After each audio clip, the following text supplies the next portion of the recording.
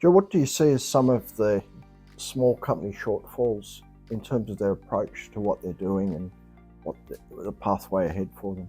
I think it goes back to what was discussed earlier in terms of the lack of strategy. But let me be very clear. It's about having a business model. And what I mean by a business model is not just taking a pool of money where it's 1 million or more and going to spend it on a particular work program. What you need to understand is how will you commercialize that project or that money eventually? Why are you doing that work and what's the end? So your business model tackles things like, well, if I'm a junior explorer, at what point do I commercialize my spend and my effort? Do I turn a small, modest resource into a much greater resource, much higher degree of confidence in that? And do I do a trade sale?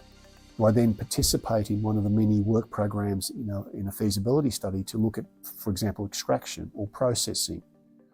If it's a critical minerals play, do I look to take that raw material into a highly pure chemical, into the cathode industry or into the rare earths industry? That piece of metallurgy, those basic flow sheets, can add huge value to that deposit, yet it's an adjunct to the resource. So the model is, how will you commercialize?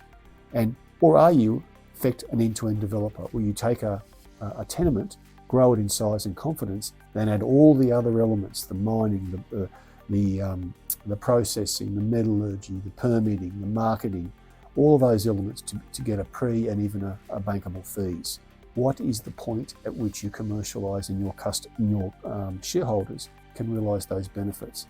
Again, merely raising money and spending it campaign to campaign leads to short-termism.